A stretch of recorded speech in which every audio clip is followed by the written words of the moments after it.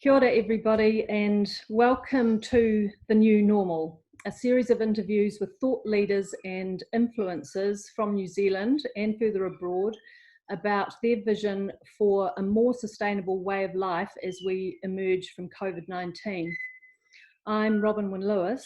I'm a leadership development facilitator, consultant and coach, and I'm very proud and pleased to have with me today Councillor Hinewai Ormsby. Welcome, Hinewai. Oh. So a little bit of background. Hinewai is a proud descendant of the first settlers of Hawke's Bay.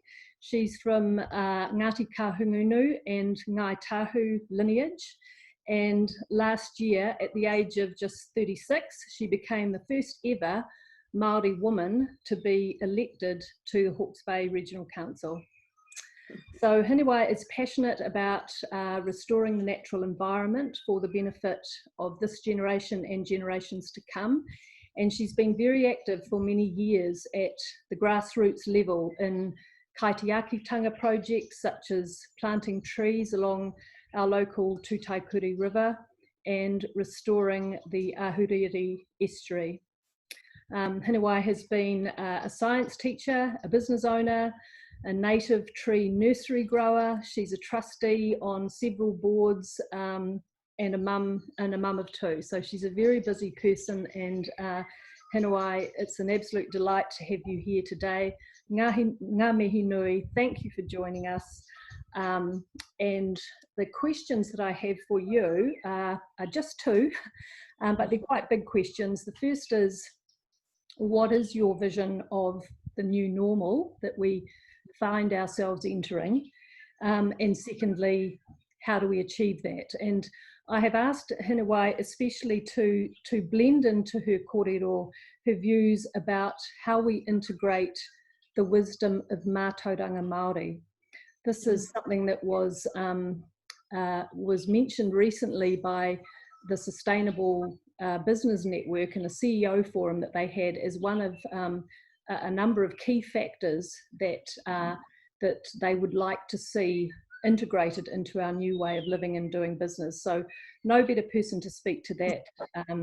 Over to you, Hinewai. Oh, well, tēnā koutou ngā hau e whā. Ko Hinewai Ormsby tēnei, tēnei te mihi kia koutou katoa. And tēnā koe, Robin. Thank you for inviting me. Well, it's a time to reflect and thinking about reshaping our new norm. And as I find myself at home with my tamariki, my whānau, my native tree nursery, I've had time to reflect on this.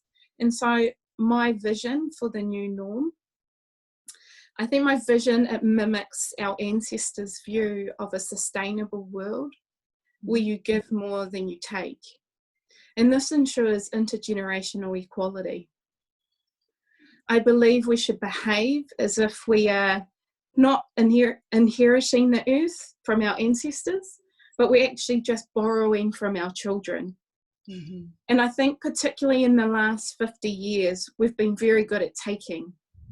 But when I see us giving more, I see that it looks more like thoughtfulness around our individual consumption. It looks like greater care for our environment. It looks to me like we place more value on social causes for those most vulnerable. And it looks more like goodwill to our neighbours. It feels like a better quality of life. And that's what my vision is for the new norm. Wow. That's a fabulous list of values and aspirations, Hinewai. Before you move on, could you talk a little more about it feels like a better quality of life?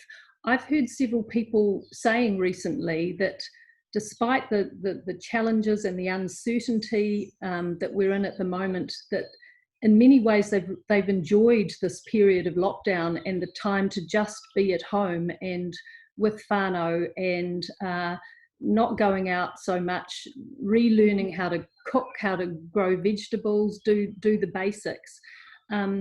Is that what you're talking about when you talk about it feels like a better way of quality of life? Can you expand on that for us?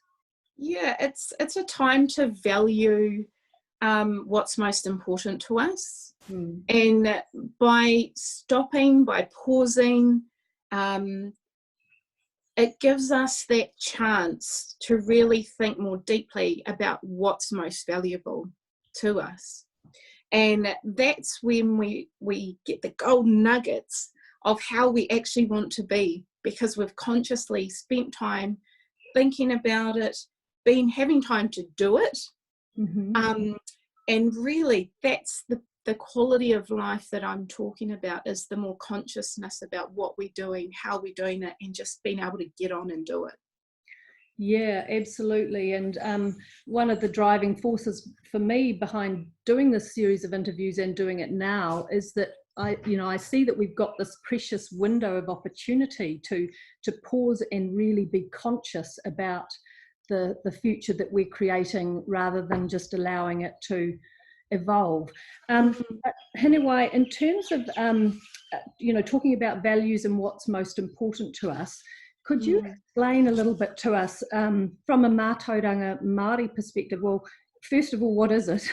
And what are the key kind of values or important constructs that for you underpin Matauranga Maori? I mean, Matauranga Maori essentially just means intergenerational knowledge that's been passed down, and value systems that have passed down from generation to generation.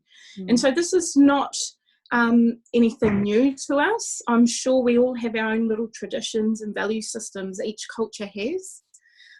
For Māori though, a pinnacle of intergenerational knowledge is informed by a sustainable environment for future generations. And that's the concept of Kaitiakitanga, or guardianship, stewardship for the next generation, especially of our natural environment. And so Kaitiakitanga for me is something that I've always been passionate about.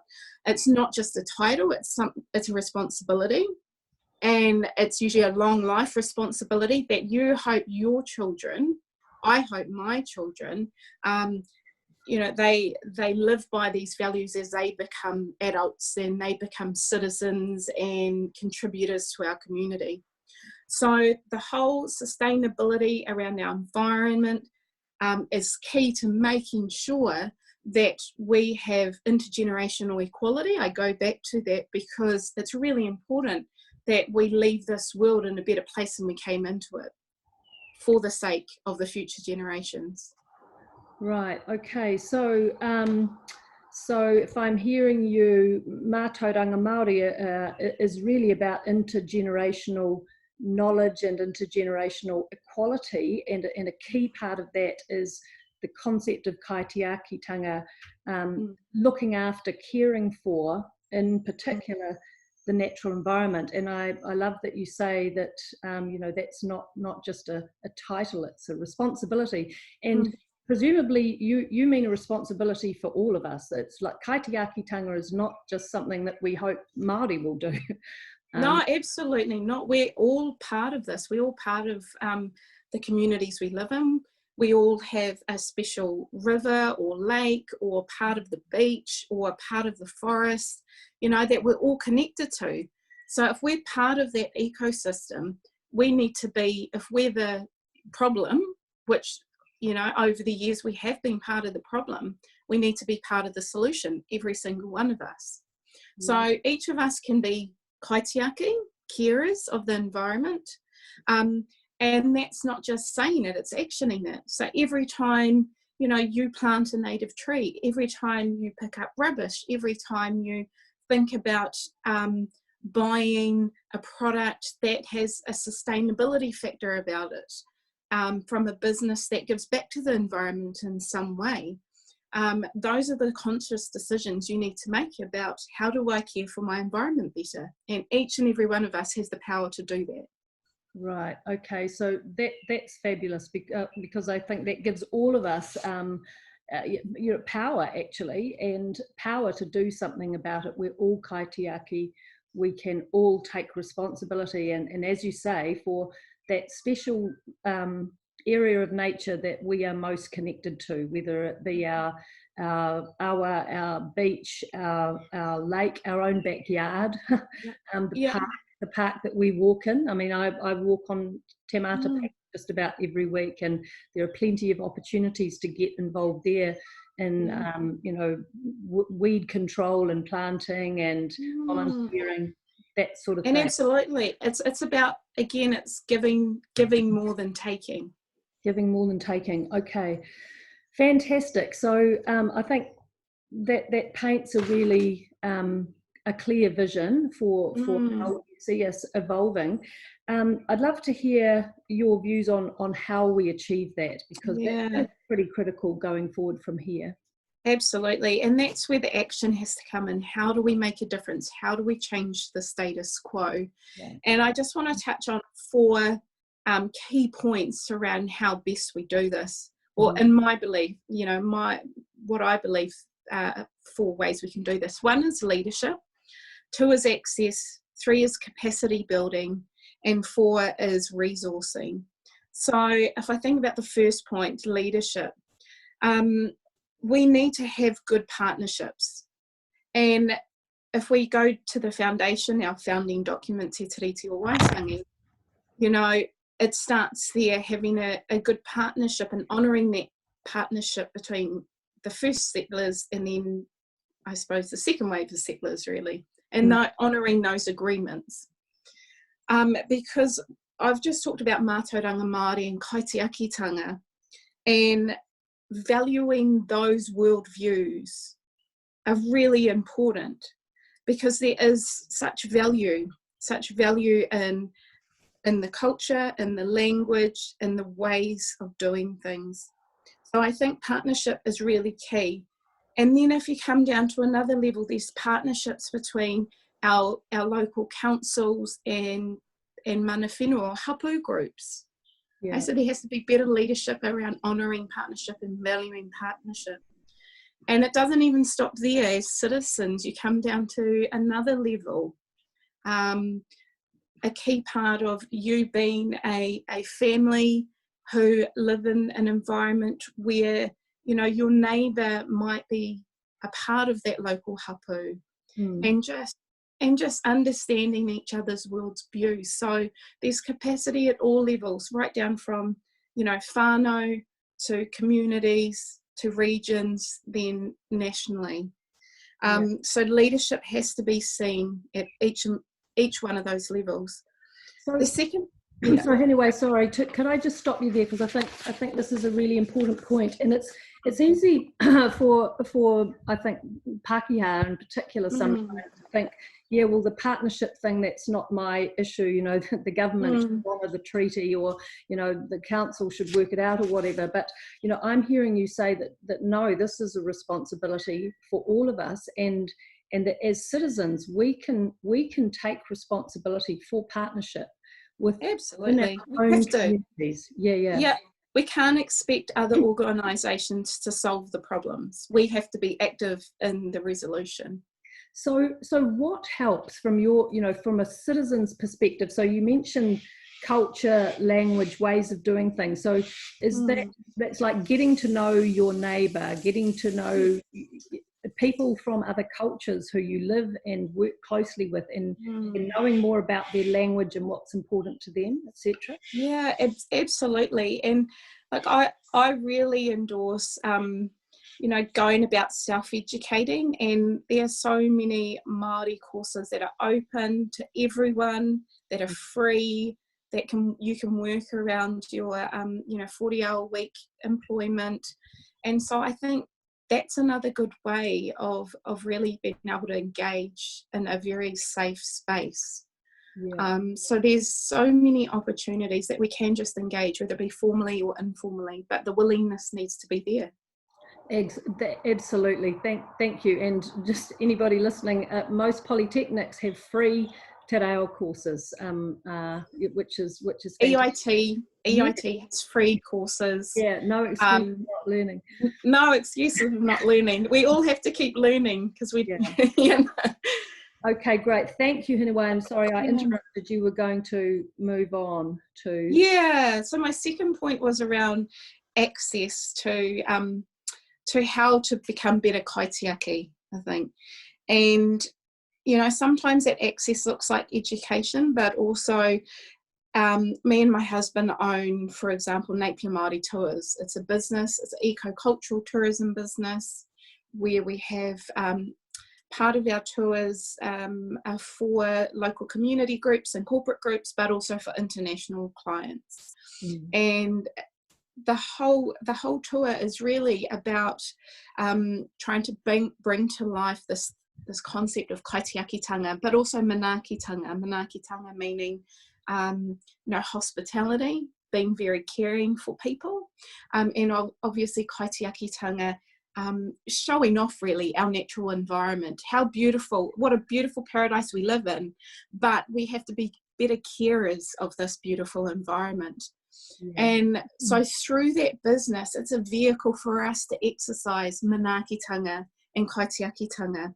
And with our visitors, each of them get to plant a native tree, and it gives us the opportunity to talk about our own carbon footprint and how we can start to reverse that with some of the ideas that come about being better kaitiaki or carers for the environment. And again, it's tapping into that consciousness of people, of really every little thing I do each day, am I giving back somehow? And so the access within Napier Maori Tours is to access all different walks of life, to make them consider, how can I be a better kaitiaki, and getting that conversation, that inspiration, that encouragement to be better carers of our earth. So that's something that I've you know, I've been passionate about that business because of those drivers. Yes. And sorry, can local people sign up and, you know, come on one of your tours? They can. Usually we like to have groups just to make it sustainable to run. But absolutely, we've got a website. You just flip me an email and we can get it sorted very easily. So a great thing for a workplace to do. Absolutely, to learn about our histories. It's about storytelling and sharing those stories about our region, pre-European living, and we do it up at Otatara Pa, so it brings that ancient village to life. And many of our locals will drive past it to the dump and never really understand the gem that's there. But, you know, that was it. That was the start of, you know, our people in this area and their way of life, bringing that to their forefront. And it's a lesson. It's an outdoors lesson. And we've got important historical sites, haven't we, throughout Hawke's Bay? I've read a few books recently, and they're just dotted everywhere, and so much rich history. But as you say, you know, we drive past. I mean, around Te Aute, for example, I know there are lots, and they're not marked. Most people wouldn't even know that they're there. So huge opportunity to open up the environment for you know, for the education of ourselves, not just foreigners. Thank you, Hinewai. We've probably got about 5 minutes left, and I'd love to hear about your other points. Yeah, so I'll put capacity building and resourcing together, because I think you know, they feed off each other. And with the capacity building, again, it's how we involve our communities into being better kaitiaki. And so, for instance, what we've done is, me and my husband have workshopped with the Napier Kindy Association teachers around how you grow from seed to having a seedling to then connecting with your local area to plant. And so we've been doing that for the last 3 years, along with our native tree nursery, where we invite schools to come and help us pot. And then I'll also invite them to the planting days that we open up to the community. And so far, you know, we've produced around 12,000 native trees over the last 5 years. Wow. From our nursery, where we've involved community groups. And I really think from the ground roots level, that's where a lot of resourcing has to go, because within that is education, within that is understanding seasonalities, within that is giving back, knowing what giving back feels like, and getting our hands dirty. It's one thing I really believe in, and we have a Māori proverb called ringa raupa, and it means calloused hands, and that, you know, there's real value in hard workers. And so I really believe that getting our hands dirty as a community in our lands and our waters, that is how we live Kaitiakitanga. That's how we realise it. And for resourcing into community projects such as those are going to lead us to a place where we have that sense of achievement and we know we're Kaitiaki. We don't just talk about it, we've done it. Yes.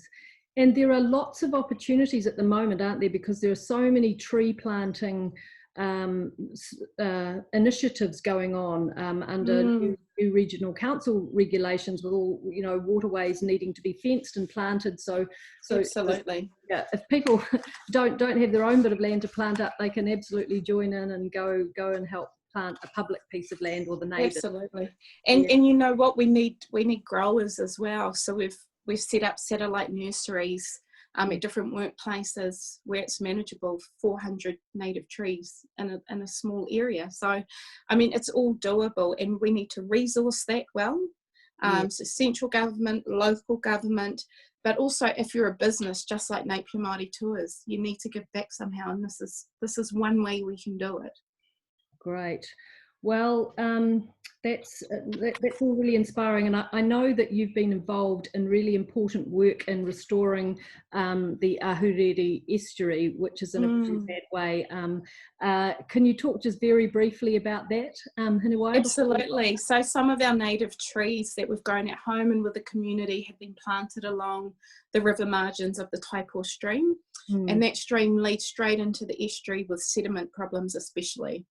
So by having those plants in the ground, the root systems to hold that sediment helps provide cleaner water.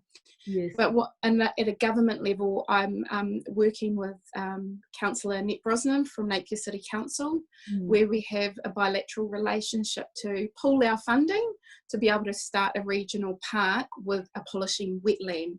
So all our drains waters will go into the wetland first before it enters the estuary. And so this is a project close to my heart that I'm working really hard on as one of my 3 goals in the council for the next 3 years. Because again, it's on our doorstep. We need to look after what's on our doorstep. And so I'm relishing the day we have our regional park that has native trees, habitat areas, provides biodiversity, but also that function of cleaning our stormwater before it enters Ahuriri estuary, which is a huge gem for our region. Okay, excellent. Well, thanks, Hinewai. I'm aware, I'd love to keep talking. I'm aware that for those listening, you know, 20 minutes is about long enough. So is there one thing that you would like to leave us with that you think would really make a difference to moving in the direction of the picture that you paint? Yeah, I think reconnecting with your lands and waters and history is really key, no matter who you are, where you're from, because you'll understand those values better. And then also looking at how you can become a kaitiaki, you and your family. How can you be better kaitiaki of your local environment? Think globally, but act locally. And just a very old proverb I want to share that I think we as a family try and live by. And it's whatungaro te tangata toitu te whenua. And that means man will come and go, but the land must remain. And the theme behind that is sustainability is for the future is the key. So thank you very much, Robin. Thank you. Ngā mihi nui. It's been an absolute pleasure. Thank you, Hinewai, and I look forward to talking to you some more in the future. And best of luck with your contributions to the council. We're so lucky to have you. Oh, kia ora. Kia ora.